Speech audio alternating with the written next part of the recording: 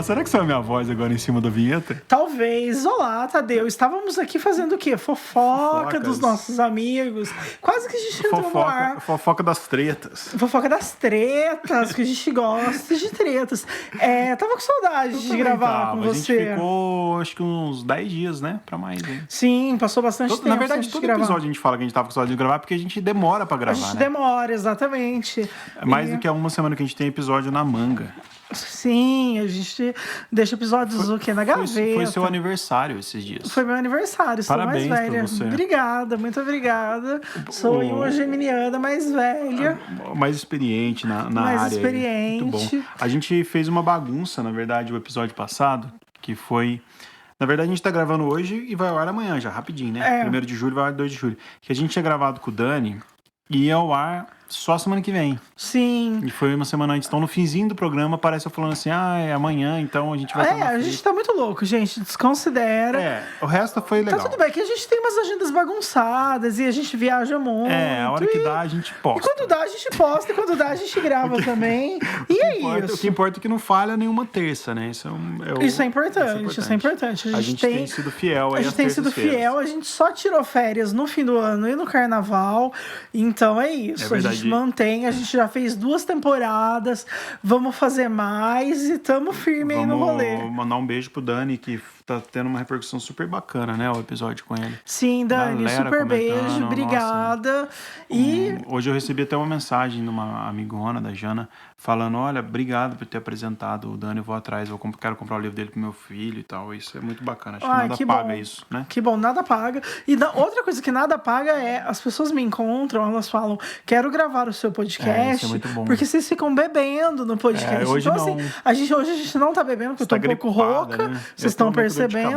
E o Tadeuzinho tá com dor de cabeça. Hoje tá um dia ruim pra beber. Tá o quê? A cara da segunda-feira, né? Tá um dia bom pra papear, mas não bom pra beber. Sim, ok. E o Alan não tem chopp hoje também. Não tem chopp hoje, o gente. A gente tem que... Não tá nem ouvindo, Alan. Tá nem lá no meu Tá nem lá, né? Mas ok. Podemos falar mal dele. A gente pode falar mal dele porque ele não tá ouvindo.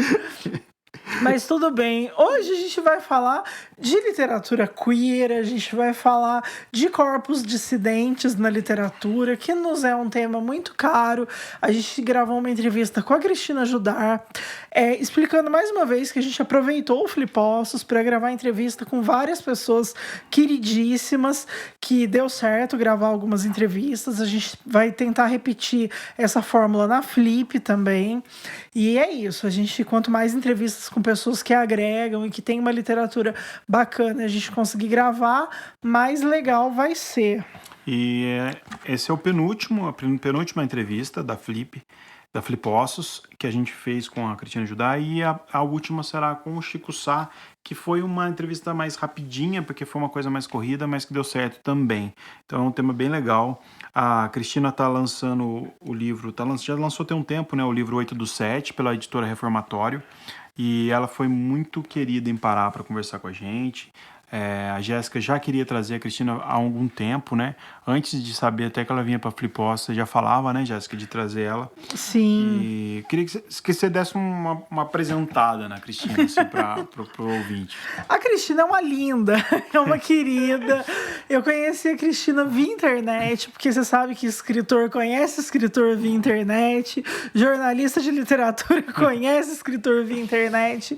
E eu conheci a Cristina Judar porque em 2017 eu falei com várias pessoas que indicaram livros pro blog, pro Margens, os melhores livros escritos por mulheres naquele ano. Então eu pedi para cada pessoa indicar 3. Inclusive, você participou dessa lista. E várias pessoas indicaram o livro da Cristina.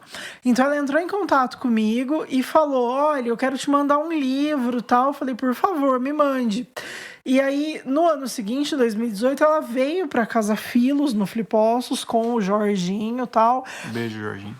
E ela ficou muito amiga da Letícia Brito, que é uma grande amiga minha, uma querida, uma poeta slammer que vive no Rio de Janeiro. E aí eu conheci a Cristina e a gente conversou bastante. E a gente tem muitas afinidades, muita coisa em comum, muitos valores em comum. E nesse mesmo ano ela ganhou o Prêmio São Paulo de Literatura com o 8 do 7. E ela também foi finalista do Prêmio Jabuti e indicada aí a tantos outros prêmios, o que me deixa muito feliz, porque a editora Reformatória, a gente sabe, é uma editora pequena, não é uma editora grande, uma editora comercial zona. Então, cada livro ali é feito num processo bem mais intimista. Então, eu fiquei muito feliz. E fiquei muito feliz pela Cristina e pela obra, porque é um baita de um livro. É um livro meio que desafia a forma, né? Ali o formato.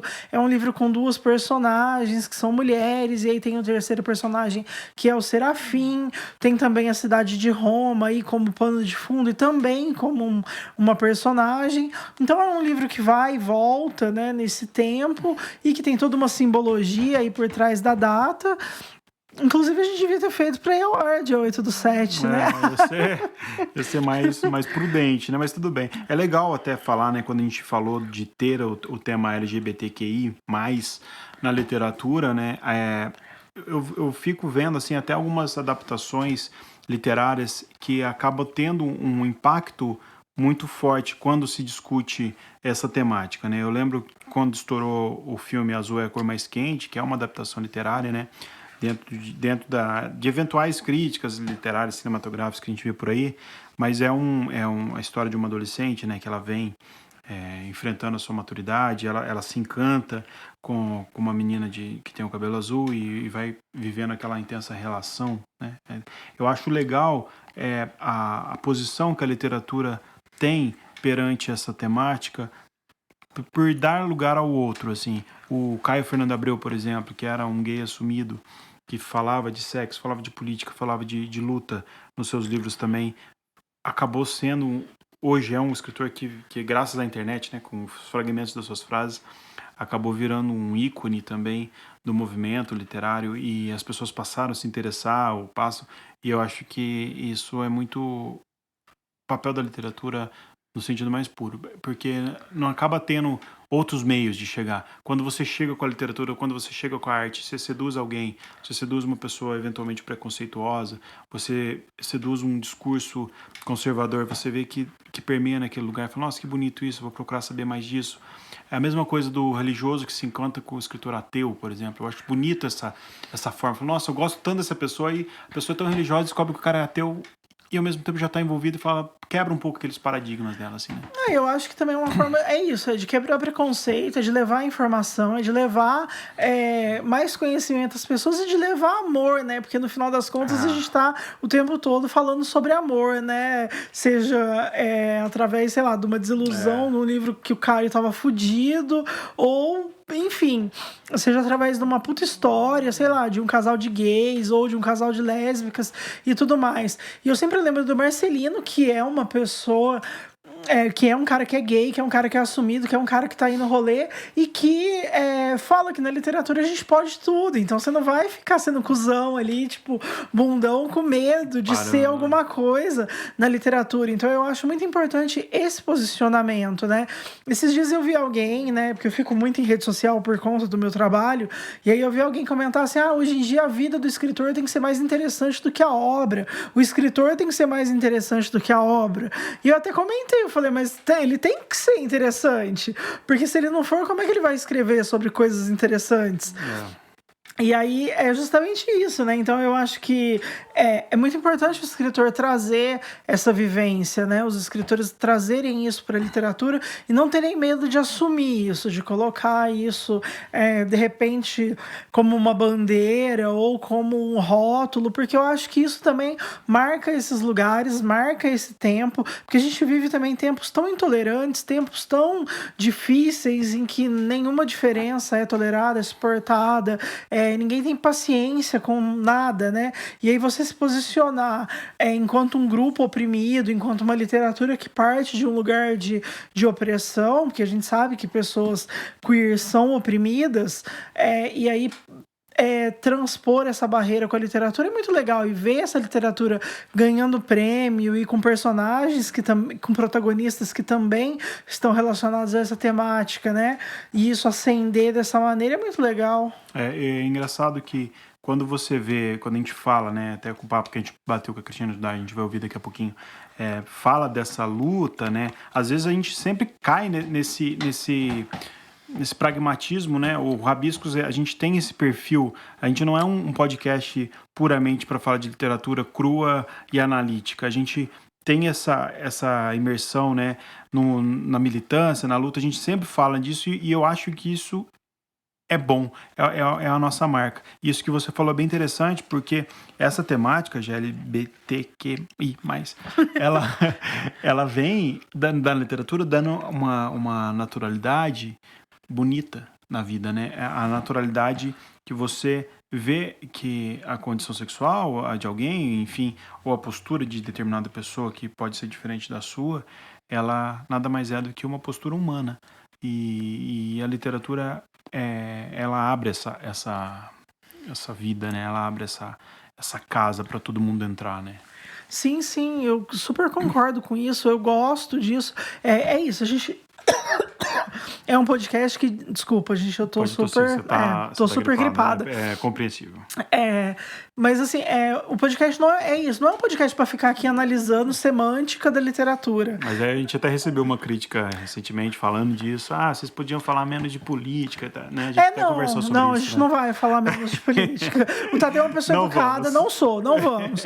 Tá? Não vamos falar menos de política porque a política tá me atravessando. Né? E também assim, eu tô sendo atravessada por isso o tempo todo. É o que eu falo do Slammer lá da Suécia, que fala de produto no supermercado. O dia que tiver o Brasil, que nenhum gay, nenhuma lésbica, nenhum negro, nenhuma pessoa que é oprimida morrer na mão do Estado, na mão da polícia ou na mão de quem quer que seja, aí eu vou falar de semântica na literatura. Isso prova, aí eu vou falar de forma só apenas. E os nossos convidados provam isso, provam a nossa posição também diante do mercado, né? Você vê que a gente traz as pessoas que tem muito para falar e é impossível não inserir nesse contexto. Né? Mas tem que estar nesse contexto, porque a gente está vivendo esse momento e a gente está produzindo nesse momento, né? Porque se você analisar também, inclusive os clássicos, eles eram produzidos em momentos conturbados ou eles são clássicos políticos também, né? A política está presente ali. Se você quiser descolar qualquer tipo de arte da política, eu não sei se é possível, assim. E essa é uma discussão que pode se alongar, enfim. É uma discussão que acaba tendo o podcast acaba tendo um cenário muito importante. Você participou recentemente de Mulheres que Escrevem, né? Sim. E foi legal, se você quiser até contar um pouco da experiência, eu acho que foi legal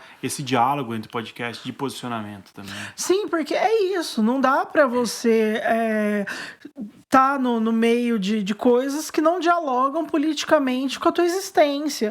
E assim, a gente vive um momento que é um momento que politicamente ele quer exterminar todas essas formas e conteúdos, inclusive a nossa, inclusive a minha, inclusive a sua, e todo assim, inclusive da Cristina, né? E pessoas que produzem arte. Aí se você somar pessoas que produzem arte com pessoas que são gays, com pessoas que são, sei lá, negras e tudo mais, é isso. Eu participei do Mulheres que Escrevem, que é um podcast queridíssima, Ciane, que apresenta, na maioria das vezes, já participou aqui com a gente, e eu fui falar sobre livros que combatem a gordofobia, que é a minha causa, que é a minha militância, que é onde meu calo aperta, e que é onde eu tenho que falar, que é onde eu pesquiso e é onde eu tenho propriedade para falar enquanto mulher gorda. Então, foi muito legal poder ter esse espaço, abrir, falar sobre isso, refletir e lançar várias coisas ali naquele contexto. Foi bem legal mesmo, foi bem importante. E é isso, eu acho que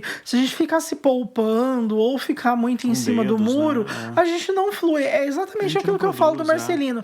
A gente não produz. Então, é claro, a gente não vai falar só de política partidária o tempo todo, mas assim, todas as vezes que a gente trouxe esse assunto aqui, extrapola qualquer partidarismo, né? A gente fala do lado social mesmo, né? Sim, não dá pra gente compactuar com um governo que quer exterminar pessoas, que quer varrer do país. Quem é diferente? E assim, é diferente do quê? Por que eles são padrão? É padrão, então, ser homofóbico? É padrão ser burro? É padrão ser gado? Ser laranja? Ser miliciano? O padrão é esse?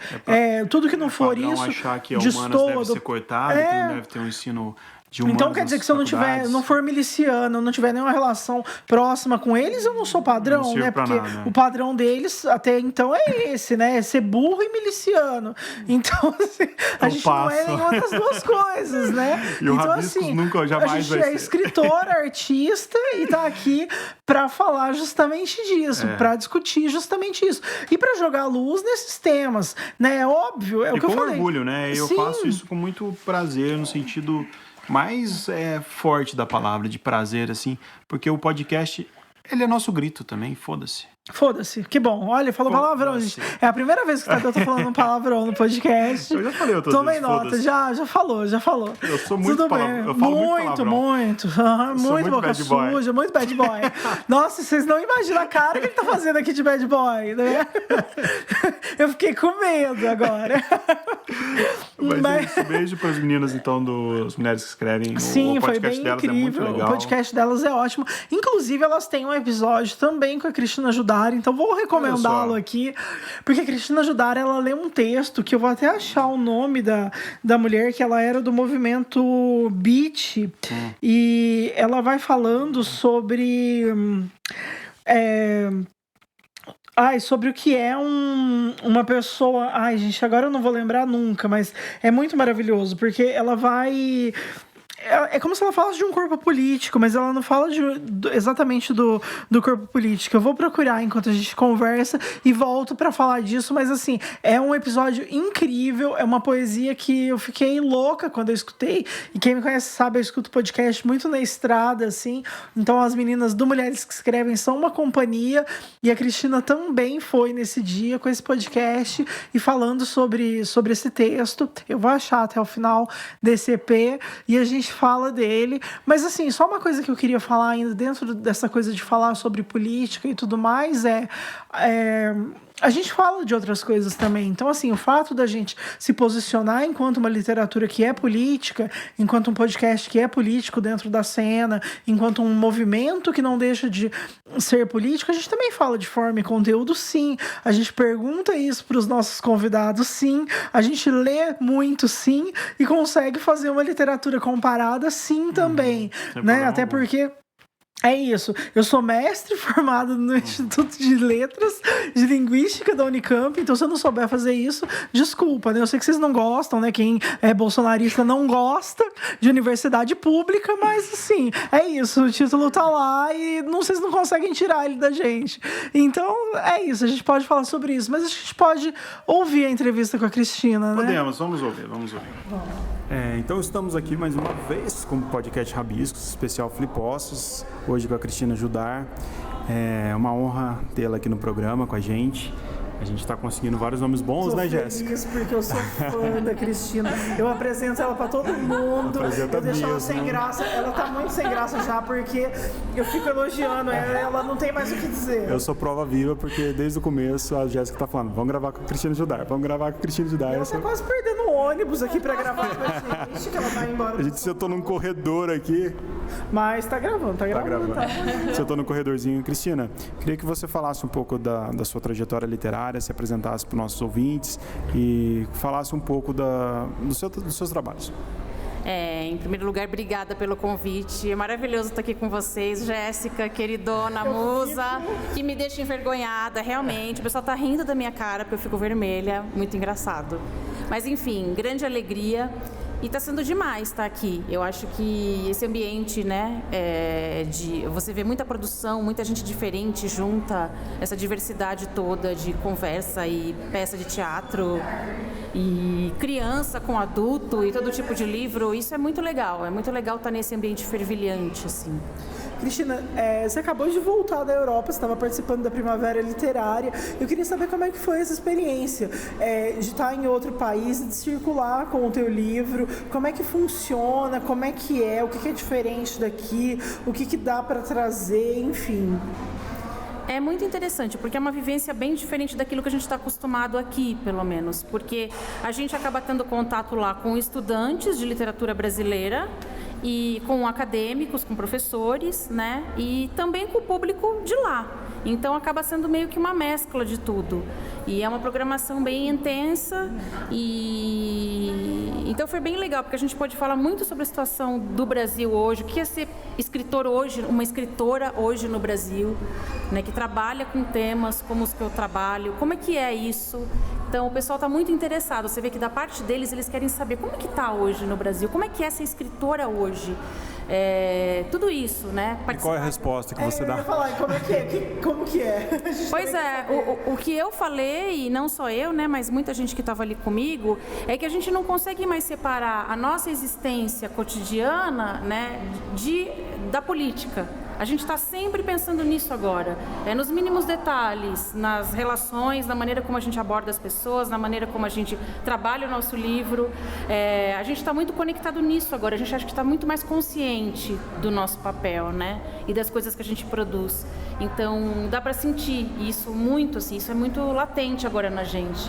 A gente vê uma feira como a nossa, né, a Flipossos, essa diversidade, né? Nós temos stand de escritores africanos, escritores negros, escritoras, temos o tema, né, das escritoras mulheres o ano que vem. Sim. Então, a gente está, por outro lado, a gente tem conversado com bastante escritores num cenário um pouco pessimista ainda, mas esperançoso. Não sei se eu acho que essa seria a colocação. Como que você vê a literatura como resistência hoje, dado o cenário tão catastrófico culturalmente? Pois é muito preocupante, né? Porque a gente não sabe o que vai ser, como eu até falei ontem na mesa, a gente não sabe como vai ser o dia de amanhã, a gente não sabe como vai ser o mês que vem, que bombas vão cair sobre a nossa cabeça, né? Então, é difícil fazer projeções, é difícil imaginar. Mas o que eu sinto, por outro lado, é que quem está numa mesma sintonia e com essa mesma preocupação em relação à cultura, em relação aos direitos que a gente está perdendo e que a gente corre risco de perder muito mais, justamente a gente quer fazer, a gente está com uma vontade de fazer. Eu vejo muita gente com vontade de fazer, produzindo muito e produzindo de uma forma muito consciente, né? A gente não dá um passo em falso, cada passo é muito bem pensado. Eu acho que eu tenho sentido isso, tanto em relação ao que eu mesma faço, quanto às pessoas que estão ao redor. Cada passo é muito bem pensado agora, entendeu? A gente não pode bobear. Será que esse cenário ele é mais estimulante, talvez, para a arte? Olha, a gente sabe, né, historicamente, de quanto sempre os períodos, né, de grande dificuldade ou de crises, eles podem favorecer, né, eles podem servir como estimulantes da produção artística. Mas a gente não queria, né? A gente, logicamente, que não queria precisar chegar nesse ponto para então falar, agora temos né? É muito triste, na verdade. Mas o que eu vejo, por um lado, eu acho que o único lado bom é ver o tanto de gente legal que está se unindo hoje, porque a gente também tem que se unir, é essa a questão. Cristina, eu queria que você contasse um pouco do 8 do 7, que foi um livro premiado no Prêmio São Paulo, foi um finalista do Prêmio Jabuti, é um livro que tem sido muito bem avaliado, muito bem falado. Eu li, porque você me presenteou com ele, eu gostei muito, né? Eu já era uma fã da sua produção antes, eu não sou aquela fã que veio depois do prêmio, a gente já era amiga, a gente já se gostava, eu queria falar isso aqui, eu queria pontuar, se as pessoas acham que virei fã porque é premiada, não, já gostava, tinha lido o 8 do 7. Verdade. Eu acho que é um livro muito legal, ele desafia tanto no que a gente conhece como forma, né, de escrita, tanto o seu quanto da Aline Bey, que também venceu com você, e ele traz uma história também que você coloca ali personagens, mas não de uma maneira que é caricata, de uma maneira que já é esperada. Eu queria que você contasse pra quem ouve a gente o que é o 8 do 7, aí pra gente vender mais livro, tá bom, editora Reformatório? Manda livros, tá, Marcelo? O Marcelo vai adorar ouvir isso. Então, adoro, Jéssica, muito bom. Não, é isso. O 8 do 7, eu trago muitas reflexões nele, né? Eu gosto de falar muito sobre o nosso tempo, sobre as novas formas de relação, de relacionamento que tem surgido, sobre como a gente transita mesmo pelo mundo. Eu falo muito, uma das partes do casal, né, principal, que é a Magda e a Glória, e não quero dar spoiler, mas uma delas sai do Brasil, vai para um outro país, e lá ela meio que se encontra também, ela encontra o sentido de novo lar. Então eu falo muito sobre a questão dos relacionamentos mesmo, homoafetivos, e a questão do poliamor eu também coloco de uma maneira meio brincando, meio fazendo uma sátira, digamos assim. A questão da espiritualidade também está muito presente no livro, embora pouca gente ainda saliente isso, que geralmente para na questão ali Acho que fica mais latente a questão sexual, enfim, aí, né? Exatamente. E aí, o Serafim, que é um personagem também bem importante no livro, ele trabalha muito essa questão da espiritualidade, de como a gente vê aqui no Ocidente, a sexualidade como oposta ao divino, e ele meio que quebra um pouco isso, porque ele transita por várias situações e ele está também conectado aos humanos. Nossa, a Elisa Lucena até falou disso, né, na mesa, inclusive. Eu acho que esse é um tema que está muito pertinente. Ontem vocês fizeram uma mesa sobre corpos dissidentes, isso foi falado também, mas pode continuar. Legal, perfeito. Então, pois isso, eu acho que é importante a gente falar isso. A gente tem muito isso na religião afro também, né? Onde se quebra certos tabus, certos conceitos que já são, digamos assim, antigos e tal. Então, 8/7 também tem, no seu próprio formato, na sua própria estrutura, ele também desafia algumas estruturas mais tradicionais, digamos assim, do romance, que também, por isso, para mim, foi uma grande surpresa ter ganhado o prêmio, de ver que o júri também tem, né, esse olhar mais amplo, de poder entender também uma obra como essa. Então, para mim, é uma super alegria, claro. Como é que foi escrever o 8/7? Como é que veio a ideia? Como é que foi essa gênese, assim, esse start? Você falou, vou criar essas personagens com estes outros personagens e esse livro vai chamar 8/7. Como é que veio isso? Pois tudo começou com a Magda, um conto com a Magda, era uma passagem, era uma cena. Em cima dessa cena, eu falei assim, nossa, dá para desenvolver isso, eu não vou ficar só num conto, eu vou além. E comecei a meio que criar um universo ao redor desse conto, que é um dos capítulos do livro, aliás. E aí eu fui criando, eu fui acrescentando personagens e fui ampliando o universo. E levou um bom tempo, lógico, de pesquisa. Quando eu decidi que seria o Serafim, tive que pesquisar muito sobre a figura mesmo do Serafim, até na própria mitologia cristã, como que ele é representado nas artes, as 6 asas e tal. E foi muito bom, porque eu pude estar de olho nas ruas, de olho nas pessoas que eu conheço, de olho em pessoas que eu não conheço para compor os personagens. E pesquisei na religião, eu pesquisei de várias formas, e levei, acho que quase 2 anos para terminar o livro, assim.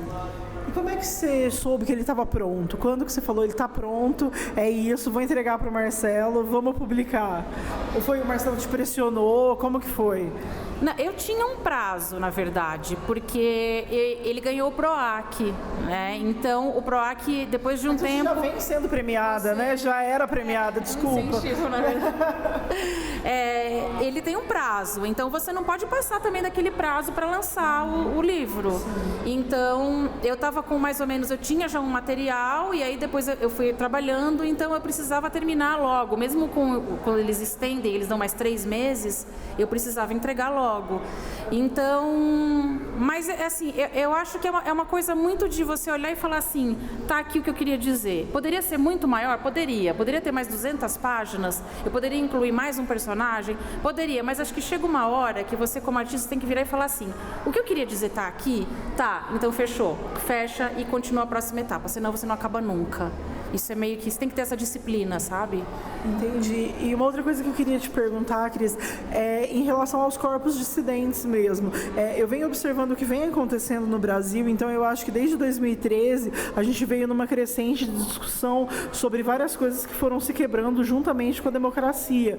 E eu acho que a gente chegou no momento, e eu acho que esse ano, desde o fim do ano passado para agora, 2019, a gente está no ano em que a gente fala muito sobre corpos, e esse é um tema que me é muito caro, e eu sei que também é um tema que para você é muito caro. Ontem vocês fizeram uma mesa sobre corpos dissidentes também, e eu queria que você falasse sobre isso, como é que você enxerga isso, essa crescente, como que você vê isso dentro da arte. Queria que você, enfim, contasse pra gente do teu ponto, como que vem isso. Tá, essa questão dos corpos dissidentes, ou de uma literatura dissidente, né? Eu vejo que tem vários movimentos surgindo, muita gente em vários pontos, pensando essa questão e tentando produzir algo em cima dessa questão e tentando levantar a discussão. Então, a gente vê movimentos de mulheres, movimentos na periferia de poesia, a gente vê em todos os cantos gente que está querendo falar sobre isso, matérias, como saiu agora até a matéria da Cecília Floresta, há pouco tempo, falando justamente sobre isso, né, a representação disso na literatura brasileira. Então, é um tema latente, é um tema que a gente precisa mesmo levantar. Quanto mais querem tirar o nosso espaço, mais a gente tem que falar, não, agora eu vou falar justamente sobre isso. Agora a gente vai tocar nos pontos, sim, que são delicados ou que sempre foram tabu, a questão dos corpos, isso é fundamental, né? A gente não dá para falar da liberação da mulher ou do respeito maior à mulher enquanto o nosso corpo físico não for respeitado em sua essência. Com qual característica, né? Independente da característica. Então não é só a questão intelectual, porque há um tempo atrás era só o intelecto, né? Se focava muito no eu preciso de um respeito de parte intelectual também, mas a questão do corpo, de como a gente se veste, de como o nosso corpo se apresenta, tudo isso também eu acho que está muito em pauta e é urgente, na verdade. E a gente precisa quebrar ainda muitas coisas ainda que estão aí de preconceitos e tal. Enfim. Sim, com frequência a gente vê a literatura, especialmente a academia, criticando isso, né? Criticando os corpos enquanto biografia, criticando as vivências enquanto biografia dentro da literatura, criticando muito a autoficção também e esse formato que é dissidente de produzir essa arte, mas eu acho que a academia, eu vejo ela lá atrás chorando e a gente vivendo isso aqui. E como é que isso chega para você também? Olha, o que eu penso e que eu já conversei com muita gente sobre isso é que a gente está num momento que a gente está, felizmente, por um lado, quebrando tantas coisas e promovendo tantas micro-revoluções que hoje a gente não consegue ter noção. A gente não tem noção ainda. Isso daqui a 10 anos, talvez daqui a 20 anos, talvez muita gente da própria academia vai conseguir enxergar. Nossa, naquela época, olha o que houve em termos de... Para muita gente isso ainda não está claro, fica nebuloso, ou a pessoa nem se preocupa em olhar para isso. A pessoa está preocupada em continuar ali venerando o cânone ou aqueles formatos sempre, ou as abordagens mesmo, sempre as mesmas, né? Eu acho que a gente ainda não tem noção. Desculpa ter te interrompido, mas você acha que existe um medo por parte dessas pessoas de olhar para isso e se enxergarem, de repente, talvez mais pertencentes ao movimento que é dissidente do que ao movimento que está posto? Muito interessante essa sua questão. Sim, porque exatamente, às vezes não é nem uma questão de enxergar no outro algo que ele não quer ver, é enxergar em si mesmo algo, né, que ele não quer reconhecer, o que é ela, enfim, que é as pessoas em geral. Acho que tem muita coisa, Jéssica, daria para ficar assim 1 hora, 2 horas só a gente dissecando esse tema, realmente. E a gente mesmo está se descobrindo, né? Sim. Enquanto a gente trabalha com isso, a gente vai percebendo coisas e vai se tocando, ficando mais consciente mesmo. E o quão importante que é para você se colocar enquanto uma escritora lésbica, contemporânea, que está escrevendo sobre isso? Olha, é muito importante, porque é o que eu falo, assim, parece um papo meio, né, assim, uma demagogia, com uma certa demagogia, mas o que eu vejo, né, a partir do momento que uma escritora como eu ganhou o Prêmio São Paulo, eu não estou sozinha, né? Não é só meu, entendeu? Não é só o meu umbigo, eu ganhei o prêmio. Não significa só isso, né? Significa que muita gente está de olho nisso, mais gente está tendo acesso a um tipo de literatura que, de repente, não havia tanto. Eu acho que muita coisa. Então, eu acho que eu trago muitas mulheres comigo, muitas outras dessas mulheres que querem ter voz e que precisam ter voz. Então, para mim é muito importante. Eu tento, de alguma forma, estar numa cena, porque eu não me vejo sozinha, eu não consigo me ver só a Cristina, é só a minha carreira, ponto. Não, eu estou num ambiente, estou num cenário. Então, eu quero estar muito em troca com as mulheres do meu tempo, sabe? Eu estou envolvida com projetos também, tem um Quarto Todo Nosso, que é um projeto que eu estou com a Cecília Floresta, que a gente promove saraus com mulheres lésbicas, bissexuais, sapatrans. A gente quer que elas tenham um espaço só delas para ler a produção literária delas. E precisa, elas não têm. É uma coisa impressionante, assim. Então, é algo que a gente está cavando ainda, sabe? Aos pouquinhos, assim. E está sendo maravilhoso. Enfim, eu estou tentando fazer, sabe? Por mim e também pelos outros, assim. É legal você estar em conjunto, é muito mais gostoso, né? É legal você ter falado isso, que você não vem só, e aí me ligou a uma outra coisa, que quando você ganha um prêmio vindo de uma editora que não é uma grande editora, é uma editora pequena, e a gente sabe como o Marcelo trabalha muito para manter a Reformatório e para estar nos espaços, nos ambientes, você traz também essas pequenas editoras, né? Com a crise das grandes livrarias e das grandes editoras, ter uma editora pequena, assim como a Nós, da Simone, que a Aline foi vencedora, também traz isso, né? Então eu acho que é uma representação total de tudo que é periférico, de tudo que é marginal no campo da literatura, né? Exatamente. É demais, é incrível você ver o quanto as editoras independentes estão fazendo um papel importante para a nossa literatura hoje. E dando voz, né, e dando projeção para pessoas que, se a gente for pensar, não teriam oportunidade de lançar nunca, talvez, em outras editoras. Então, é importantíssimo e é bem significativo. Realmente, na cerimônia do Prêmio São Paulo, está ali parada, começam a aparecer as capas, são só grandes editoras, grandes, você começa a ver, assim, né, e aparece Reformatório. É muito legal ver isso, né? Muito satisfatório. E tem muita editora legal surgindo, né?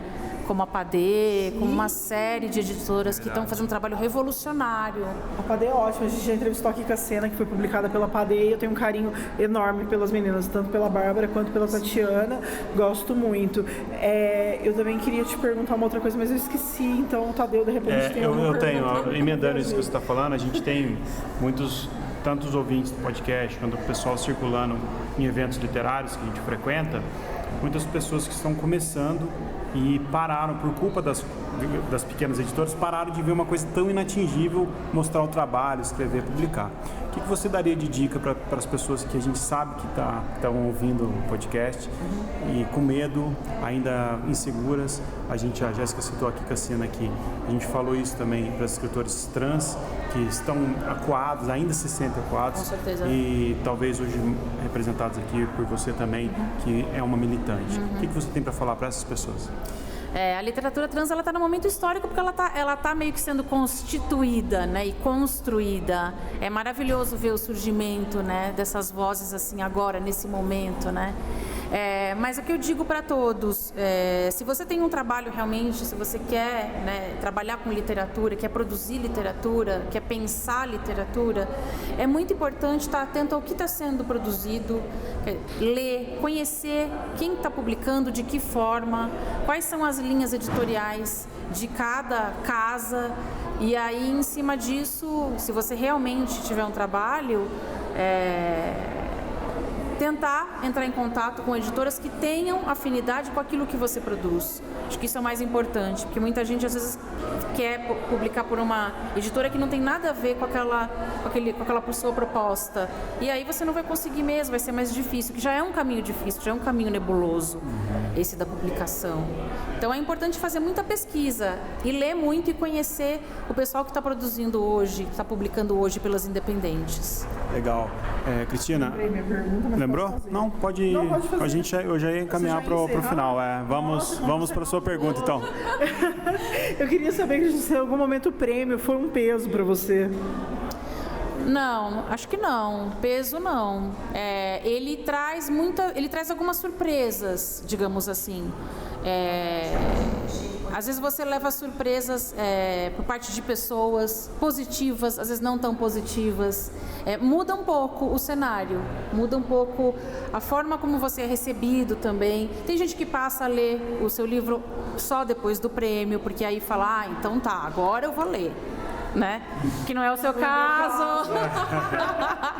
Então, tem muita coisa interessante, mas o importante é se manter, independente daquilo que o prêmio traz, o importante é se manter muito dentro daquilo que sempre me norteou, sabe? A minha relação com a literatura é a mesma e não vai mudar. Eu nem quero que mude. E não quero me sentir extra pressionada por causa disso, sabe?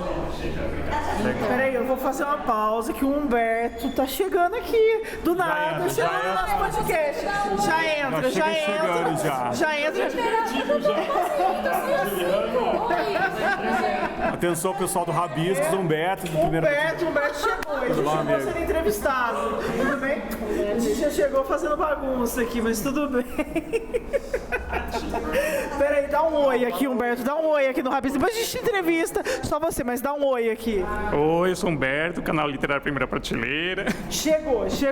Então a gente tem que encerrar, né? A gente fala muito do Humberto. Inclusive, ele indicou a gente numa lista de podcasts literários. Eu vi ontem dormindo lá e babando e vendo. Mas então a gente vai encerrar com a Cristina, porque ela vai perder o ônibus, então também tem tudo isso. Mas antes de encerrar, a gente sempre tem um quadro que é o Na Sua Estante, que a gente deixa uma dica do que tem na sua estante, o que você lê, o que você tem lido, o teu livro, enfim, uma dica. Olha, eu tô com bastante coisa. Na verdade, é a escrivaninha do lado da cama, né? Que já virou um edifício de 80 andares, né? Pois é. Mas eu tô lendo Cidades Invisíveis, do Ítalo Calvino, que sempre falaram para eu ler esse livro, eu sempre quis ler, e agora eu consegui parar para ler esse livro. Tô lendo Cidinha da Silva. Que mais que eu tenho, gente? Aquilo, pergunta da Branco, né? Eu tenho 800 livros ali, mas enfim, tô tentando me organizar. São esses dois que estão mais presentes na minha memória no momento. Perfeito, Cristina, muito obrigada. Foi uma honra ter você aqui. Desculpa a gente quase fazer você perder seu ônibus. Finalmente conseguimos te entrevistar e a gente está muito feliz. Obrigada mesmo. Eu que agradeço. Vocês são uns queridos, contem sempre comigo. Muito obrigada. Beijo. Aí, muito legal, então, a entrevista com a Cristina Judá, brilhantando aí nosso episódio.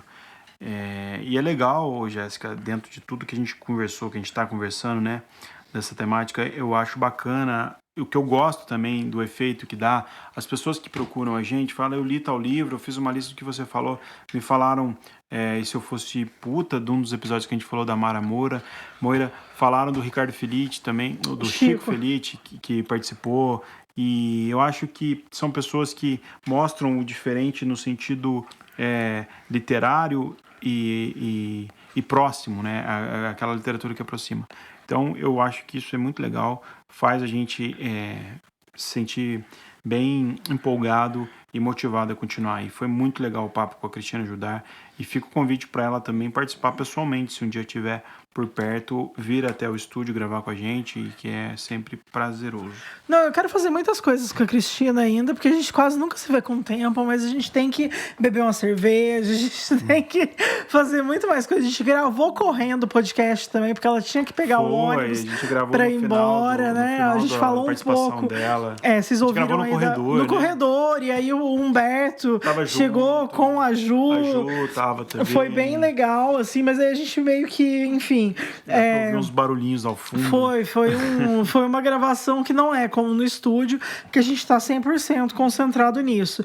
Eu achei aqui, enquanto a gente ouvia a entrevista da Cristina, o episódio que ela gravou com Mulheres que Escrevem, chama Leituras de Resistência. Essa série delas é uma série que elas começaram ano passado em razão do momento político e decidiram continuar para esse ano. Era para ser 4 episódios, mas foram mais. Legal. Justamente por motivos óbvios que eu não preciso ficar falando. O poema que ela leu chama Carta Revolucionária 49 e a autora chama Daiane de Prima. Muito grande, você não quer ler para nós? Eu não achei o poema, eu achei... Peraí, mas eu vou achar aqui. Peraí. Lê para nós, o nosso ouvinte. Ela fala sobre... É enorme. Eu vou deixar para que a galera vá no podcast do Mulheres que Escrevem e ouçam a Cristina ler.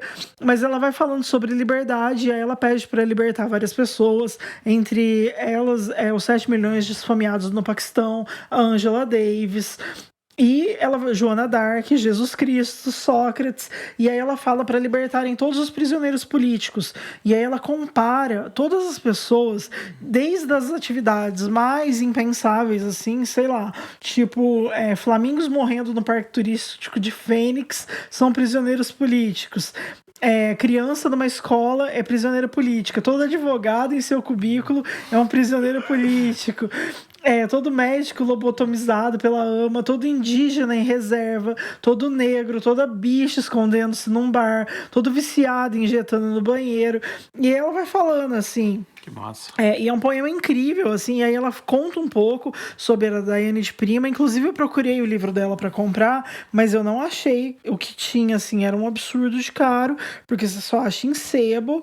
E ela foi uma das poucas mulheres do movimento Beat, e que as mulheres do movimento Beat também sofrem com o apagamento histórico que é dado às mulheres, né? Que a gente sabe que mulheres sofrem apagamento histórico, enfim, qualquer que seja o período da história e tudo mais. É muito difícil a gente conseguir mapear e identificar a participação das mulheres nos movimentos, né? É sempre um esforço muito maior contar essas histórias, e a Daiane de Prima é uma delas, e que, enfim, que sofreu com isso, mas que escreveu esse poema que é belíssimo. E aí fica essa dica dessa leitura da Cristina, que eu acho que tem tudo a ver com o que a gente falou aqui hoje, tem tudo a ver com a entrevista que a gente fez, tem tudo a ver com esses corpos dissidentes dentro da arte, tem muito a ver com as propostas da Casa Filos de trazer essas discussões. Inclusive, vamos estar na Casa Filos, na Flip, mediando mesas, tanto eu como você. Quinta-feira, às 7 horas. Você já sabe o seu horário? Eu não sei que dia que eu vou estar, que eu tô confusa com a minha agenda da Flip. Eu vou estar mediando uma mesa sobre Euclides da Cunha. Ai, como você é organizado. Eu nem sei que dia que eu vou estar, nem o que vão mediar, mas estarei. Deixa eu confirmar, né? Senão eu falo a informação errada. Mas é isso mesmo, às 7 horas. Os Sertões, uma mesa sobre os Sertões do Euclides da Cunha. Eu vou fazer mediação 7h15 na Casa Filos. Quem tiver em Paraty, então. E a Jéssica também. E as pessoas podem abraçar a gente, né? Sim, olha, gente, vocês vão gostar de abraçar o Tadeu. A gente pode abraçar ela. Você não gosta de abraçar a Jéssica. Ela é muito mais legal que eu. Mas esse é legal. É sempre bacana esses eventos pra gente encontrar as pessoas que ouvem a gente, né? Sim, sim. Nos abracem em Paraty. Comprem os livros do Tadeu em Paraty, porque eu ainda não tenho livros, mas vocês podem me dar dinheiro pra eu publicar. Logo vai ter livro da Jéssica. Eu posso dar um vale livro pra vocês. Informações quentes, logo, hein? Sim, literalmente quentes. Literalmente quentes. Muito em breve. Jéssica, estamos caminhando para o final. Que pena. Eu quero saber o que você está lendo, o que tem na sua estante. Olha, eu li recentemente o livro Água de Barrela, da Eliana Alves Cruz, que é uma jornalista escritora. Ela participou da volta, né, do Season 2 do Lá na Laje, que foi na última semana, no Sesc Pompeia. Parece, né? Foi bem incrível. Ela participou dessa volta, e o Água de Barrela foi o primeiro romance dela.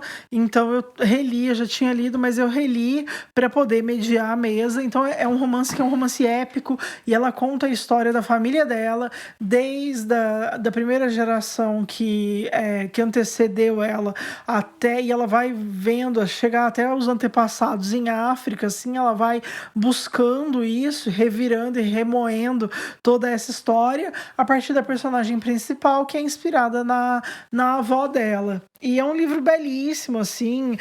Barrela é um tipo de sabão, né? Um tipo de produto químico usado para clareamento e para lavagem de roupa. E ela faz isso aí, um comparativo com o racismo no Brasil, com essa tentativa de apagar a história ou de tentar clarear e branquear as pessoas. E tem personagens interessantíssimos, vale muito a pena conhecer. É um livro que foi premiado. É um livro que pode virar série ou filme. Ela está negociando os direitos com o produtor. E ela tem um outro livro que eu já indiquei aqui, que é O Crime no Cais do Valongo, que é um romance policial, também aí um épico, também meio que tem um quê de distopia e tudo mais, que fala sobre o Cais do Valongo, onde recentemente acharam várias ossadas e tudo mais na construção das obras da Copa e das Olimpíadas.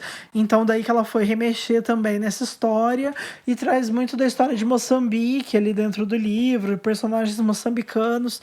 É bem legal de ler. Então fica essa dica, legal. Água de Barrela da Eliana. Boa dica, eu quero ler, já fiquei curioso. E você, o que você tem lido? Bom, eu vou indicar um livro que eu gosto muito, e sempre que a gente fala um pouco desse tema, eu já indiquei acho que uns 2 livros dele aqui, que é o Caio Fernando Abreu, e eu vou indicar um livro que eu acho de muito simbolismo dentro do que a gente falou aqui, que é o Onde Andará Dulce Veiga, que é o livro publicado em 90, né, que conta a história de um jornalista que vai atrás da cantora Dulce Veiga, né, que era uma cantora de sucesso que desapareceu, e ele acaba conhecendo e ficando obcecado pela filha da Dulce, que é uma cantora lésbica de uma banda punk, e mostra a relação deles, assim, se passa num clima muito policial, de mistério, assim, dentro da vida noturna paulistana, né, no boom aí da epidemia da AIDS, né, na virada da década de 80 para 90, né? A gente sabe que o Caio Fernando Abreu morreu em 96, né, em decorrência do vírus da AIDS. Então é um livro muito representativo, é um livro que me marcou muito, é um romance bonito e bem contextualizado. Tudo que a gente falou aqui hoje, fica a dica. Tem um filme também, né, que chama Onde Andará Dulce Veiga, né? Eu também não assisti, mas existe. Falando em Caio, eu quero deixar um spoiler também, porque o Daniel, que foi nosso convidado aqui, ele tem um projeto que é em paralelo à universidade que ele cursa, né? Ele é tipo como se fosse um TCC, pelo que eu entendi, que ele fez um roteiro passando por lugares citados no Morangos Mofados do Caio, ali no centro de São Paulo. Então, Minhocão, ali aquela região do Glicério. Daniel Viana. O Daniel Viana. E aí ele gravou poemas, então a pessoa ouve poemas do Caio enquanto recebe uma aula e caminha ali por aquele local. Ele só consegue realizar depois das 10 da noite ou aos finais de semana, que é quando o Minhocão tá fechado. Nossa, que demais, cara. Mas eu tô louca pra fazer esse rolê. Demais, Dani, quero fazer essa tour aí com você. Eu sei que ele recebe grupos de estudantes e tudo mais. E eu acho que é um baita projeto que pode virar uma coisa maior e muito linda, porque eu amo essa intervenção da literatura com a rua, com a cidade, ainda mais essa literatura LGBTQ. E é isso, e Caio é sempre incrível, e Morangos Mofados é o meu livro preferido dele. Eu adoro esse livro também, e eu gosto disso, quando você sabe, quando você une o lugar e a literatura, quando um escritor fala, eu escrevi tal livro em tal lugar. Eu acho muito legal você estar naquele Acho que a Giovanna Madaloso também podia fazer isso. Nossa, como tudo pode ser roubado. É verdade. A gente podia fazer a tour da Rabudinha. Fica a dica, Gi. É um livro completamente de movimento, né? É um livro que não para, né? Sim. Muito legal. E que tem essa visão, tem esses locais e tudo mais. Eu amo isso. Muito legal. Então é isso. Ficamos por aqui hoje. Poxa vida. A gente vai ao ar amanhã, dia 2 de julho. E um beijo a todos. E a gente se encontra no episódio que vem com o Chico Sá. Beijos. Beijos.